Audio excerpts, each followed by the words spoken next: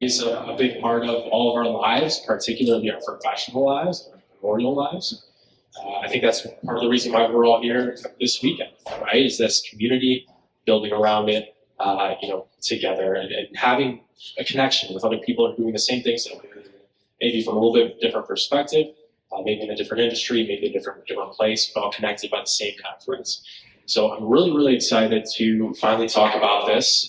First, I'm talking about peer groups at SMBash. We've got Randall Larsen and Chris Munn. I'll let them introduce themselves. Randall, why don't you go first? Sure. So, quick background: graduated college, worked a corporate sales job. Knew that really wasn't for me. Had a small entrepreneurial spirit during that time.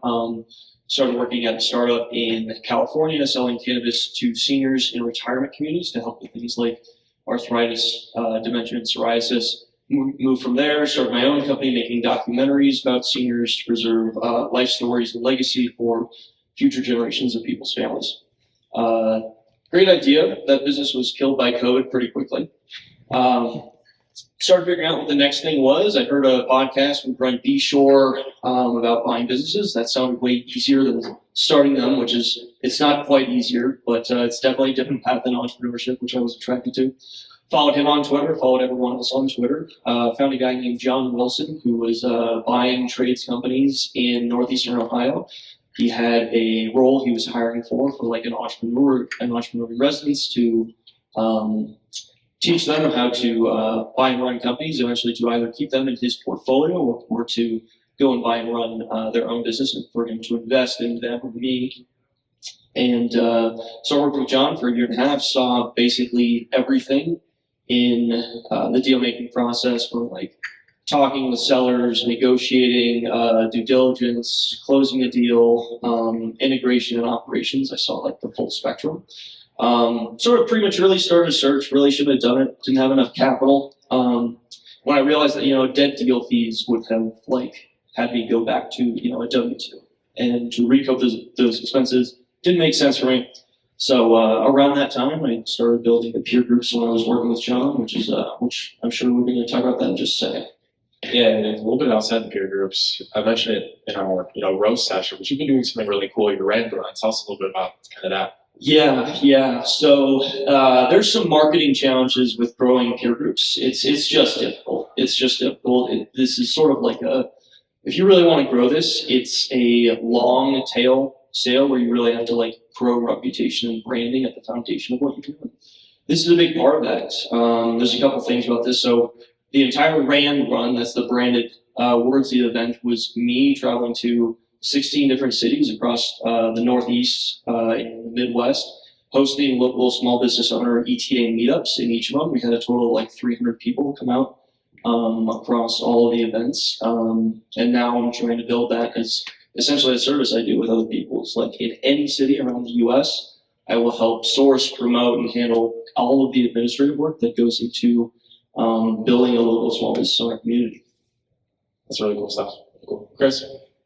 Yeah, thanks. I appreciate you guys for having me. My name is Chris Munn. I run the Fairfield company where we have a few businesses. My background was in finance, which is boring, so I won't talk about that at all. But I bought my first business in 2020, my second in 2022. And I noticed kind of how lonely the entrepreneurial path and life was. I come home, I'm talking to my wife every day about stuff she does not care about. And so I said, I need a peer group, and I didn't think that there was one out there specifically for what I was looking for. So I just gathered up 7 friends and said, hey, let's pay a moderator and let's have a peer group. It's John Cipher, the guy who spoke yesterday, I think, for the first session. And it started like that. And then, some people had contacted and said, hey, I'd love to learn about your peer group and what you're doing. And I'm like, it's not a business. I do it for myself. So no. But after a while, enough people said it. And John finally said, you should just, I can run them if you manage it. And we could start a little business like that. So it's called 10C. And that's how I kind of got into it. That was really cool. Talking to these guys, asking them questions, learning a little bit more about the peer groups and knowing people who are in them. I'm sure many of you, if you're not in them, one of them already, interested in them. I know some people over in the other session are doing them. The really cool thing about these two, particularly what they're doing with peer groups, is that it's born out of a need in this community. Right? They're not doing it to turn a profit. Like Chris said, it was a good business. It was something that he wanted to do for himself and turn it into a benefit for all other people. So I think it's really good. I think it speaks to not only your groups or you guys particularly, but this community. And really like that. But let's take a step back first. What is a peer group? I'm sure people want to know, like, how is it different than SMBash or events or Rand Run, and how are you guys structuring them and executing upon them? What is a peer group? I generally took the really broad range of it as just like a peer group is a group of people who meet regularly to share information with each other. All of the other subcategories of like, well, who's meeting and when are they meeting and where are they meeting? Is it a location? Is it a Zoom call? All of those things are just subcategories of peer groups that help like differentiate them from each other. But you don't have to be a business owner to be in a peer group. You should be in a peer group. If you're an operator, you should be in a peer group. And it's really just people who have, similar minded and want to share the journey with others who are on sort of similar life paths generally. But really, it's pretty broad. People just getting together regularly to share information. Yeah. Kirsty, single. Yeah, I mean, that's essentially what a peer group is. It's really to shortcut your path. I think that's the best way I can put it. For instance, Costa was up here earlier. I have a business line that's very similar to Costa's. And maybe a year and a half ago, me and Costa got on the Zoom. We were on the Zoom for like 2 hours, talking about our backlog, talking about whether we should buy another truck, what that meant for our business.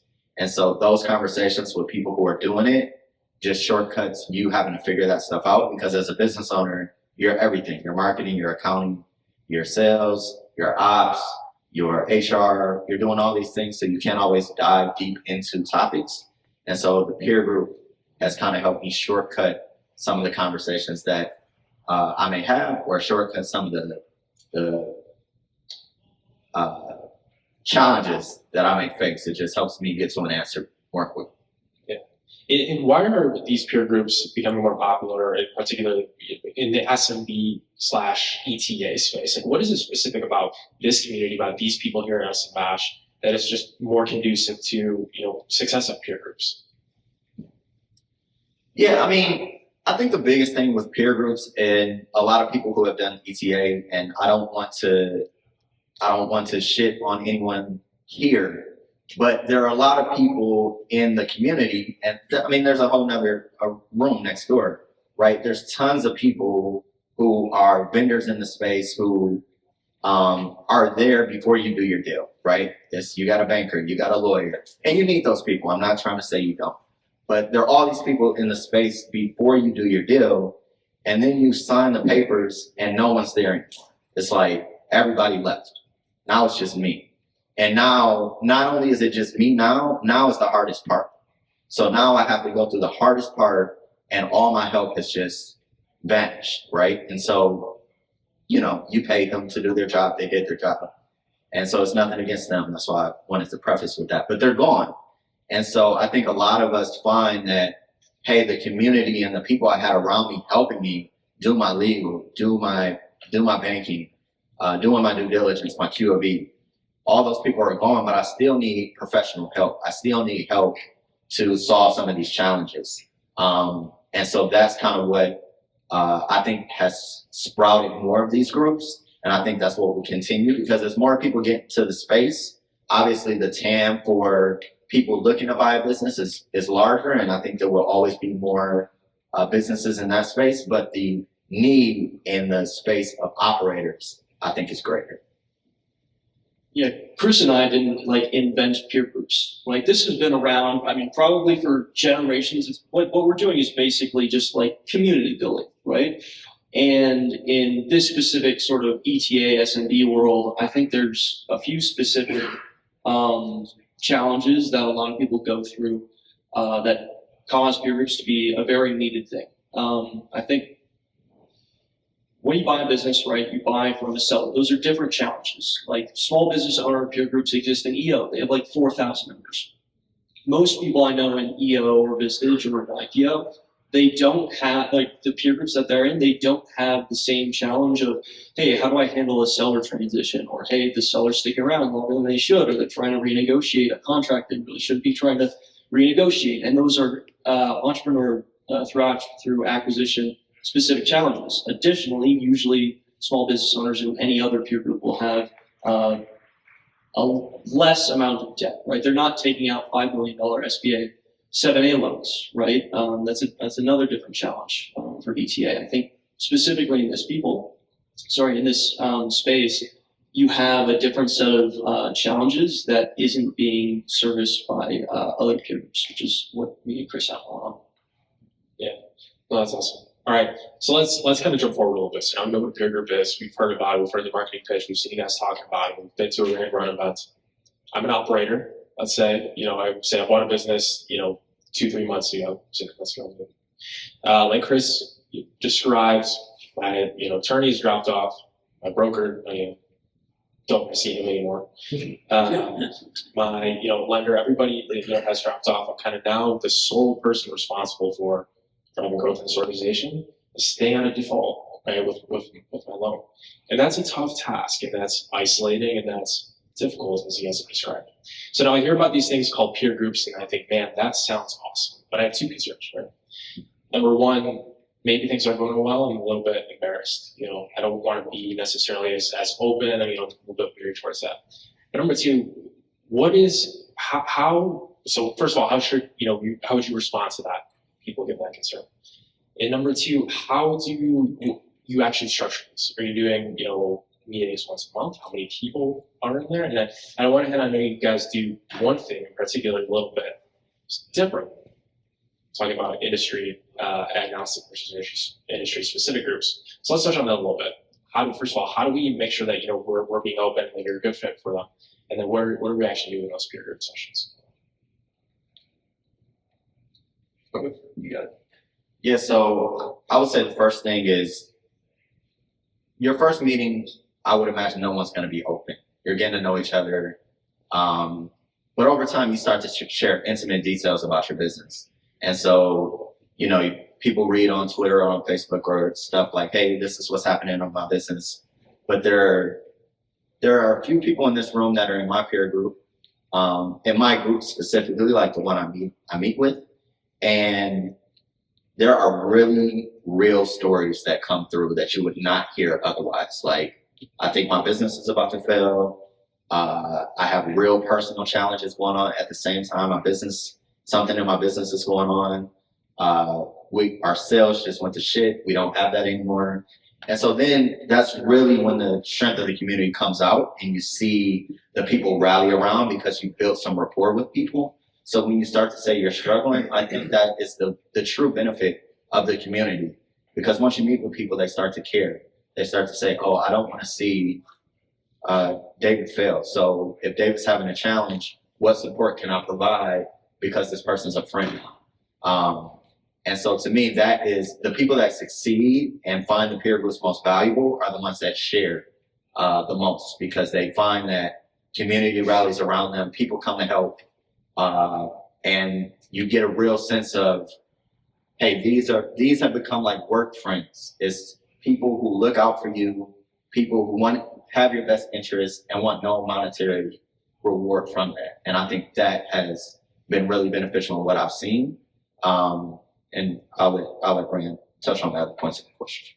Yeah, on the element of like vulnerability, I'm the facilitator in most of the peer groups I host, and there's 2 points in every single call. I'll say when we start a brand new peer group from scratch, getting people to like break down barriers, it's very, very tough. And I think if you want to communicate anything really well, you have to repeat it. You need tons of repetition. You have to say things again and again and again. And one of the things that I say consistently when we start a brand new peer group from scratch is permission to be vulnerable. A couple guys in this room right now know in every single email I send them to prepare for a peer group call, one of our questions is specifically permission to be vulnerable. if there's something tough going on in your business or personal life and you want to talk about it, this is your permission to share. So that communication line is always open. I found that to be really helpful. And then we didn't talk about industry specific, right? Yeah, let's touch on it. So actually, I have something very, very special I want to share. This is something I thought was really cool. So with permission of Matt Sask and Mike O'Bravi, we're both in my peer groups. We had a fantastic discussion last Thursday when we got in on they had their own discussion. I sat back for 90 minutes and just watched. Two towing guys who acquired towing companies in the last 2 years. They talked about 9 very specific things that I think are great points on what are the types of specific details of value you get from an industry specific group. I'll read them again. Thank you guys for helping me out here. Number 1 was literally specific deals, specific deals on market acquisitions, knowing whether a seller's a good person to work with or not, whether they might be a racist, whether you should probably not work with that person. Another one is service line details. Mike was considering it, or he was a little bit concerned getting into heavy duty towing with the new acquisition he's looking at. It turns out the margins of that specific service line, really, really great. That was information Matt was able to share. They both use Towbook, and Matt had to dig out where to find the Google review feature where you can just text customers after service. I'll stop here. There's 5 other things I wrote down, different values of what it means to be in an industry specific group. There's actually 5 more things since then. Yeah. It's been a very, very eventful conference. I'm happy you guys found each other. And to the credit of so generally Chris puts together more industry agnostic groups. You can touch on that. Mine are as industry specific as possible. It's tough in ETA to find that all the time, but I try to get as specific as possible. And to the credit of industry agnostic peer groups, again, Matt Saskin has been trying to build a B2B sales program for a while, and that's not a traditional role in the towing industry. I'd probably say 95% of towing companies do not have a B2B sales role selling fleet management programs. And he's had to talk with other people in different industries. I sent you an email 4 different people who I know, just data analytics, a guy is doing a very similar thing like that. Commercial janitorial. You're going to other industries trying to find a hole in your business that you're trying to fill, an opportunity that you see that you can capitalize on, but isn't serviced by probably 99% of other towing companies. So that's a little bit of the differentiation between industry-specific groups and industry-agnostic. I generally believe both are equally valuable, just in totally different ways. Yeah, and I run industry-agnostic peer groups. And so I have a wide range of industries and people and all sorts of challenges in each group. And so the groups are about 8 people. And one thing that I really do enjoy about the industry agnostic peer group is, I'll just use myself for example. I'm in a group, as I said, I run a business, as I said. I was having some customer service questions, like how to treat our customers better. I run a facilities management business in Florida. And so, I'm talking to other people in my industry, and I'm just kind of hearing all the same things of this is how we treat our customers, which is typical and normal. And then there's a guy in my peer group, Taylor. I think Taylor spoke yesterday. Yeah, Taylor Wallace spoke yesterday. Taylor's in my group, and he runs doggy daycares. And he said, well, let me tell you about our customer service, because when someone drops their dog off with you, for some people that's like dropping their child off.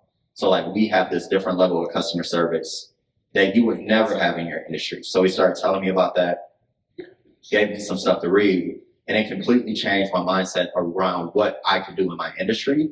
And that wouldn't be possible if I was sitting around with a bunch of facility management guys. Now I can't ask Taylor, hey, what software are you using? How do I get the most out of the software? So that's a blind spot. Right? But what we try to do is have enough people in the overall community that have similar business models to each other so that they can find each other. They may not be in a peer group together, but we have a community where they can communicate. that kind of stuff. So for me, it's all about finding like that edge in my industry that I won't be able to find in an industry specific peer group, and be able to get some diverse voices, because you get the guys that have been in something for 20 years, like, and then you get someone outside that industry, they think about things totally different. And I think that's a lot about it. Yeah, absolutely. I like that differentiation. I think those are both, in tandem, incredibly valuable. And it's really difficult, oftentimes to find people not only just, that are in your industry who have search. I mean, that can be almost impossible to find those people and make those connections. But across the country, you mentioned Taylor's in Florida, Chris, you're in LA, right? So just building that community, even with separate businesses or separate industries is incredible. All right, so some of the themes we've been talking through this section is community, well-being, mental and physical, or not much physical, emotional. We're talking about problem solving. We're talking about working with others. One thing that's really not conducive, at least to me, to my well-being, my mental and professional well-being, is more meetings, right? Mm-hmm. I hear some giggles, and I know some people are agreeing. This is a meeting, ultimately. You have your scheduled sessions, maybe it's once a month, whatever it is. How do you make sure that this isn't just, doesn't evolve into just another meeting on the calendar, another things on the box I gotta check, another place I gotta be, and actually get, full benefit out of this as it continues to go, not just from the first session, but to the second session, to the third session, and outside of those sessions as well. Chris said something earlier, which is just spot on, which is the people who are most involved and most wanting and desiring a peer group get the most out of it. This is a really, really weird industry where, if we could run the exact same programs that we are, but charge nothing for it, and everyone would value it less and show up less and be less involved. And I think that specific factor of, if you want to engage, if you want to do way more, if you want to get as much value out of it as possible, you will. I think a couple of ways that you do that is get outside of the actual peer group calls, right? My peer groups meet every few weeks, depending on which one you're in, a couple different systems. In every single call, you might talk about 8 different things. Each of those is a small thread to pull on, right? There's only so much you can cover in an hour and a half, 1 hour, hour and a half, 2 hours. Take those conversations, pull on those strings outside of them, get on individual phone calls. Just Matt and Mike spoke for 90 minutes that one time, and now they're just fucking yanking that thread. And I think that is one of the easiest ways to get more value out of the peer group.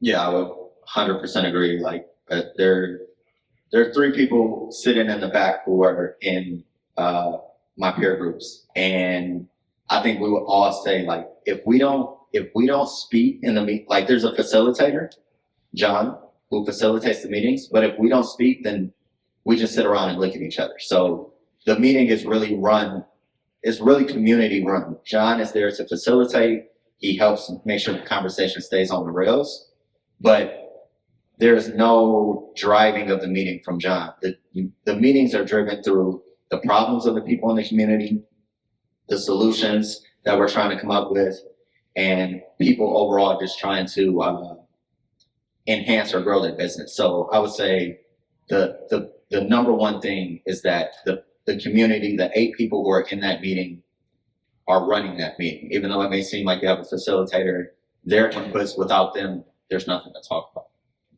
And Chris, how frequently are you guys meeting? So we meet once a month with our eight people, 11 times a year. We take 1 month off. So we meet every 4 weeks, but we meet the same time on the same day every week. So like, we have a group that might meet the second Tuesday at 1 p.m. Eastern. We'll meet at that time throughout the year, so that now that's on your calendar for a year out. You can schedule around it. And so that's how we try to keep attendance on those.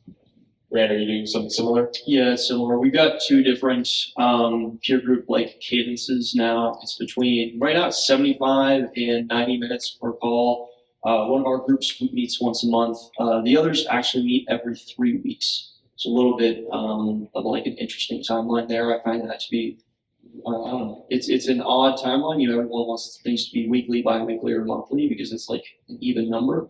But 3 weeks always feels like the right cadence to me most of the time. Let's talk about common kind of objections or maybe reasons that I think I might not be in a peer group or it might not be a fit for me. So number one, one thing I've heard before is I'm on SMB Twitter. I'm talking war stories there. There's everybody's on there and talking, conversing, they're tweeting threads, they're telling stories. I don't need a peer group. What's that going to do for me? I'm on Twitter. I'm already connected through the keyboard with people. What would you say to that? Twitter is not real. Honestly, Twitter is not the real world. Like, the people who are in my peer group, like, we talk about things that no one talks about on Twitter. Twitter is not real. Most people on there are trying to sell you something. It's not, if you want to learn how to be a business operator, it's not the place to go. If you want to learn the ins and outs of buying a business, the ins and outs of making your revenue go up and to the right, is the place to be. But if you really want to get down to the nitty gritty of how you operate a business, Costa was just talking about KPIs, like I'll send Costa my KPIs, he'll send me his, we'll talk about it, that kind of stuff. Why are you seeing this on your backlog? Why am I seeing that? Like, that's too nuanced for Twitter. And so one is too nuanced, and then two, the real stuff, like people saying, hey, I might lose my business, I don't have any working capital, that kind of stuff is not on Twitter. So if you think that you're getting enough out of Twitter, then you are. Yeah, I mean, agree with absolutely everything Chris just said. I think understanding the reasons why Twitter is just a highlight reel might also be interesting. I've thought about this. Everyone wants to share the good stuff, right? It's not always everyone has something to sell you that, but it's not always someone trying to sell you something. I think a lot of times, like, you want to share your highlights. These are momentous, like, things that you have. You want to celebrate them, and to a degree, we call it the SMB Twitter community for a reason. It's a community of other people, and you want to share the upsides. At the same time, like, emotionally, you do not want to share the bad shit that happens as well. And then there's a third disincentive, which it's very, very hard to share the things that show that your company is actually not performing well, because who else is listening? Vendors are listening, customers are listening, employees are listening. John Wilson used to be very, very active on Twitter, very transparent. We hit very annoying points where employees of companies we were trying to acquire found out about his Twitter, and like he had to have some difficult conversations on like what that meant, and that caused way more issues than we really should have, that we really needed to deal with, right? So there's a lot of disincentives of people sharing the real stories on Twitter. So if you want to know what's actually happening, you really do need to talk with other operators, whether it's a peer group or just one-on-one. DM these people. They'll be open. Pretty much everyone's very open on Twitter still, just not publicly posting. Yeah, and I would also say there's like a push. People ask like, oh, you have to share the whole thing. You have to share the whole story. You have to talk about the good and the bad. But that's not going to happen. That's not realistic. We don't sit around and ask people to delve into their divorce and why the marriage isn't working. Like, no one's going to put that on Twitter. So for the same reasons, and even more, they're not going to put their business and what's going wrong there. So if you really have challenges, you have to find a forum where you think everyone there has your best interests and share it there, and hope that those people can help you and not judge you and not look at you differently. And that's kind of why the peer groups are small. We have like a large community, but your peer group is still small. So the people that hear all those nitty-gritty details, 6 or 7 people hear that stuff. And over time, you build trust with them because you feel like they have your best interest, but we're not gonna, it's not natural to share really bad news on the internet.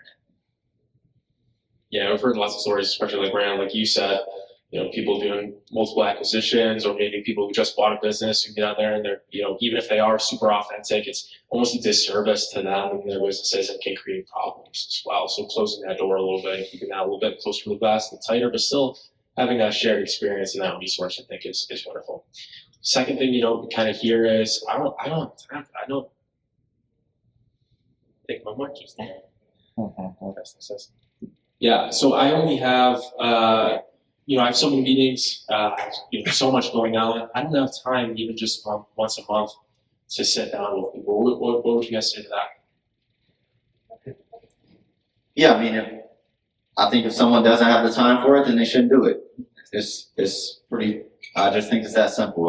I find that it's valuable for me, but to be honest, I'm not here to sell my peer group. Like, if you want to be in a peer group, great, find one that's great for you. But if you don't think you have the time, or you don't think it's important, then maybe you shouldn't. Because to Rand's point earlier, me and Rand both see the people who get the most out of it are the people that put the most in. So if you don't think that you're going to be able to put a lot in, you won't get a lot out. But I do encourage people to find a community of people that they can share with, talk to, communicate with, be vulnerable with. It could be a peer group or not. I think that helps elevate you. It's no different than your friend group or your family. It's just a professional network of people who can help you succeed. So, but if you don't think you have the time for dating, don't date. If you don't have the time for a peer group, don't be in a peer group. If you don't have the time for kids, don't have kids. It's no one should do something they don't have the time for. But I think everyone will find it beneficial if they chose to put the right time in. Yeah, just to piggyback off of that, when people say they don't have time for a peer group initially, a lot of times their mind is changed when they actually get in and they actually see how valuable. My peer groups have a free trial, so you actually get to see what happens inside of them. If they're not valuable, then don't join.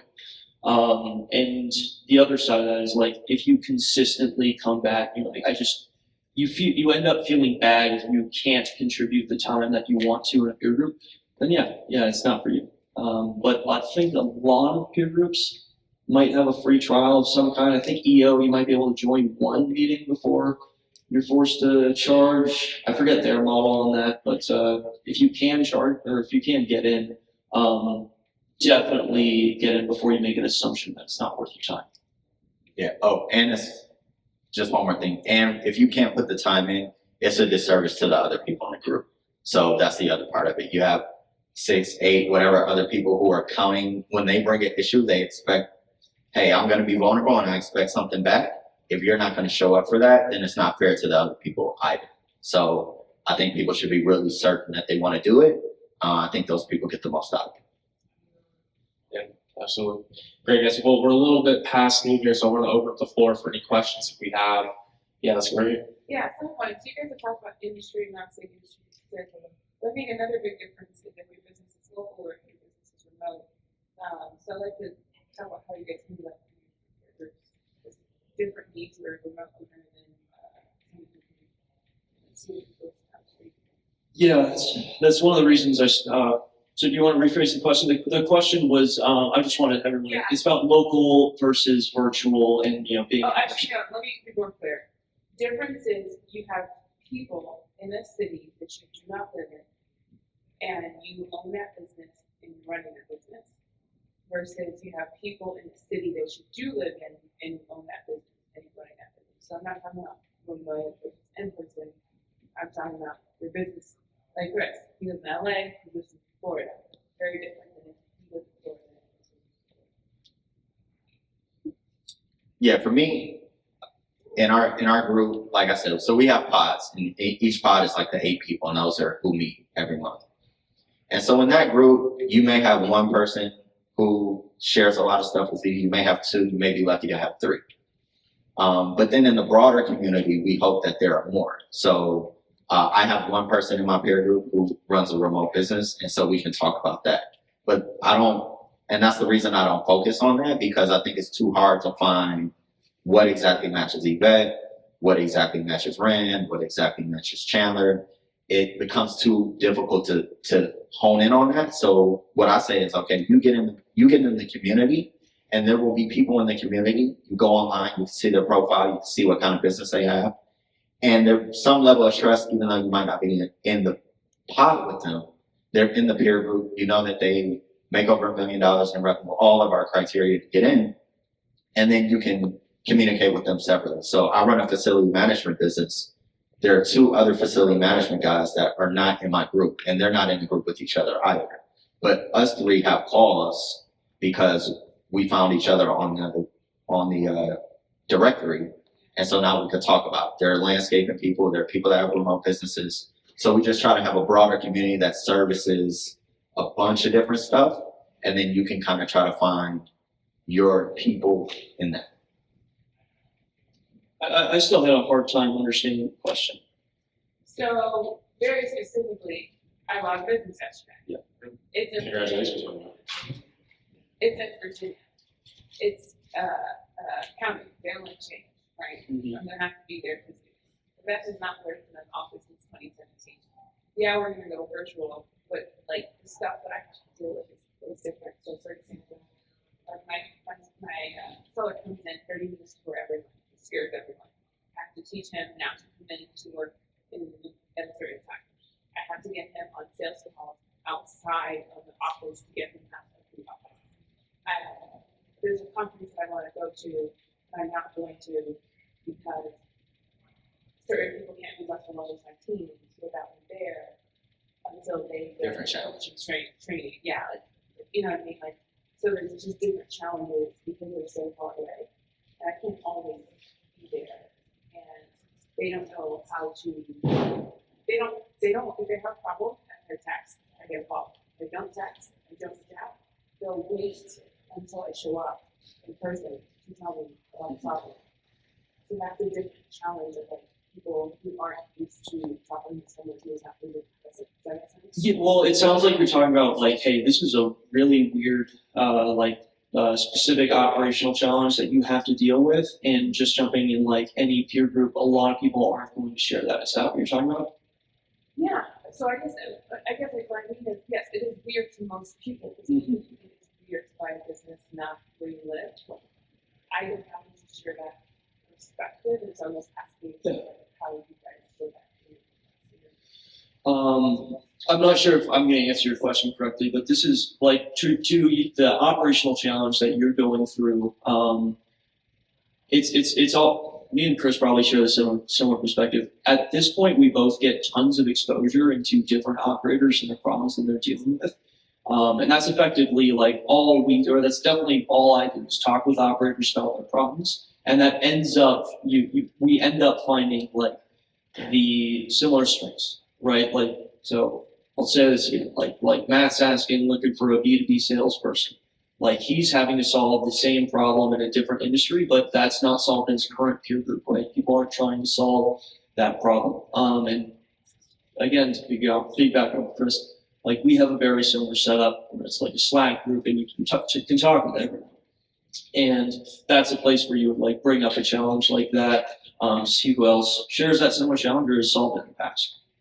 Yeah, and I think even if they haven't faced, if it is truly specific to you or niche to the model that you're using, now you've got 8 minds to help you solve that problem, right? Even if they haven't experienced something exactly the same, there's just more brain power, or people that might have, tangents or strings off that's a little bit similar. Now you can, collaborate with people who are doing maybe similar things, maybe not the exact same things, solving the same problems. But now you've got that, force multiplier and brain power and a space to kind of collaborate and brainstorm with people and work. So I think that's awesome. Even the super niche problems, I think there's, value in the community and research. So. My question is for Brandon. Why did you decide to be the facilitator here for the group versus kind of like outsourcing that to someone else? Yeah, mostly scale. My plan is to be able to solve the problem of, I want to help as many people as possible, and that ultimately means me moving up. I'll say 2 things. So number 1 is the choice is like finding the right facilitator is really difficult because if you hire a facilitator, that's going to be the person who effectively holds the relationships of every single person that they're talking to in a peer group, and that person needs to be selected with real care. Rory Tyre is another person you might have seen on Twitter. He facilitates one of our peer groups. I trust him with everything. I've not shown up to peer group calls because, he's the guy. He runs it. He does a fucking fantastic job. And then the second reason that I was the facilitator is I started these peer groups for free. the original reason I started it was because a buddy bought like a large commercial HVAC installation company, and somehow I was running a company for John. I was like, I don't know. I was the closest person he could relate to, which didn't make any sense, right? I was a general manager, no equity, no debt over my head, and he was, running a business that had a ton of challenges, and he was maxed out SBA debt leverage, and he didn't have any other operators to talk to, so I just built a room for free, and so far that's and then eventually monetized it, but that's how it started, and that's still strings of that are still going to be going on for the next year or two, definitely. Like I'll be the facilitator for a while. Any other questions? Great. Oh, we go over again. Yeah, so I'm a few tech masterminds, and it's like hard to gauge the personalities sometimes. There's like the craftsman who only cares about like creating the best thing ever. There's like the guy who wants to change the world, and then there's the guy who just wants to make a shit ton of money. And like sometimes that works like a collage, but a lot of times it causes conflicts, and just like you give advice and they don't want to hear that kind of advice at all. Like how do you manage that in the previous model? I've built peer groups that have failed before. That's the answer, man. So like I've got some thoughts on this. What I think makes it a good peer group are like, this is going to be the broadest, most general feedback for anyone who wants to start a peer group from themselves. Like, listen to this. So I think the top three things that make a good peer group is number one, you have to just like the other people. Right? Again, this isn't rocket science. You just have to like the other people. Number two is that you all have to have the desire to be in a peer group and to get the value out of it. And three, ideally you have a monetary benefit to being in a peer group. You can take advice, share it, implement it in your own company. But it sounds like what you have there is an issue of people not liking each other. I've been able to fill buckets of the other two where people all have the desire. They all have a monetary benefit. They're in similar industries that there's no current industry group for, but it failed because they just didn't like each other. That's my answer. Do you like kick people out? Do you like get people to vote other people out? Like how do you target? We've never had to do that. If the selection's done well enough in the beginning, you don't have to like kick anyone out. We haven't had to do that in the past. If anything, it's just like a stern conversation if someone's being too vocal about anything or like dominating the time. But like the peer groups that I've started poorly, yeah, certainly those close. Yeah, and to me, that's what your facilitator, that's their job. Their job is to make sure that the conversation stays on track. And so, like, in ours, we do something called the hot seat. Somebody goes up, they talk about a problem, and it's very organized. In the beginning, you can only ask clarifying questions. You can't give advice. You can't, take all the time so you can give advice. Or, I'm sorry, you can ask clarifying questions. And then something similar at the end, we have to talk about, hey, what are you going to do next month? We have to type that because there are very easy ways for people to monopolize your time and you'll get personality. So like in my peer group, I almost feel like I know their personality somewhat, but not too much because the organizer, the facilitator does a really good job of making it about solving the issues. Anybody else? Given all your experience with ETA-specific peer groups, what are the most common theme that comes up as pain points for operators in the post-acquisition phase that you see in these peer groups when everyone's very vulnerable, honest, and open about it? It's a great question. Yeah, so I have ETA and non-ETA people in mind. The ETA people are always more stressed than the non-ETA. That's something that was very evident to me. But I would say, like the first 6 months of acquisition, you get the sense of people saying like, Frank, I don't know what the fuck I'm doing. And luckily in our peer groups, we've had people who have exited. We have people who are 2 years in. We have people who are 10 years in. And our facilitator owned a remote business in like the 90s. It's like the craziest story. He would like FedEx floppy disk overnight back and forth, and that's how he ran his business, like crazy. So he always has good insights too. But I would say one of the most common things is I didn't properly capitalize this business, either working capital or whatever else. We've had several instances of like seller misrepresentation in the first 6 months, and they find out like the seller either misrepresented something or has done something nefarious. And so I would say those are, and then just the operations of it, just like, hey, I don't know how to really run this business. I think those are the things that have come up the most in ours. And now I have a lot more insight into the back half or the first 90 days of acquisition. And so I really get how stressful it can be to have a lawyer and a broker and a QB person and a banker, and then the next day, nobody. And it's just like, oh shit, it's just me, and I need money, and my ops aren't good. And so it's so many things thrown at you with no help. So I just think people are overwhelmed with the amount of stuff that they're not responsible for. You know, I don't have much specific things to say on the specific problems that they deal with post-acquisition. I think, like the first thing off the top of my head was seller transition. Sometimes the sellers, they're assholes to their employees, and you have to handle that. And before you bought the company, you didn't know that, so you said, hey, seller, yeah, sure, we'll work with you for a whole year if you want. And then you say, oh, I need to get this person out of my company this month.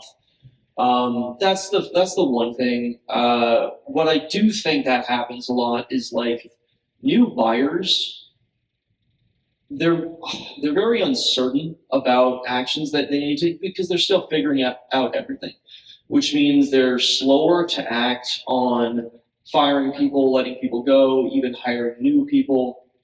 We had this situation where there was like this GM sort of taking our new buyer for a ride, just like not showing up, not doing what his job is, but he's like worried about firing someone who potentially like holds relationships with other employees.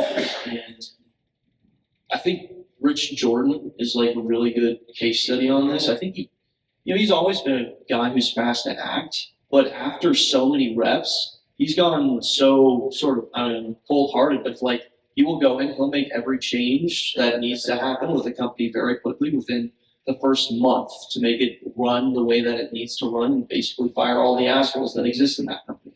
Whereas a new buyer buying a company for the first time, they don't have those reps in yet, and that uncertainty impacts everything in the company. Perfect, thank you. That's great. Any other questions? All right, guys. Any closing remarks, and then tell us where we can find you after here. Yeah, man, thanks for having us. I think like a good closing remark here. This is my first SMBash 2 years ago, actually, and it's really interesting to see that a lot of the people who are here today, who I sort of just met a couple years ago for the first time ever, a lot of these people are, I'm looking around the room, I can call them friends now, which is really, really unique. It's awesome to see like how this community's grown and how you guys have sort of stewarded that with these conferences. It's fantastic. My company's SMBcommunity.co, and you can find me on Twitter @RandBusiness. Yeah, appreciate it, David. Appreciate the conversation. You guys invited me. I would say this is a community building event, and peer groups are kind of an extension of this. So I come here and I see people in my peer group, and it feels really familiar, and that's a good feeling. I know I can trust those people. I know they have my back. And so if you feel like these kind of conferences are something that really give you confidence and fuel you, then I would say look into peer groups. They might be for you. If these are training and you can't wait to leave, then maybe the opposite. But mine is called Tensi, TENSI. You can find us if you ask some people around here. There's some members floating around. So would love to have anyone that is looking for a peer group and is looking for a community. I think we have some great entrepreneurs in ours. And yeah, thanks again. Absolutely. Everybody give a round of applause. Thank you guys for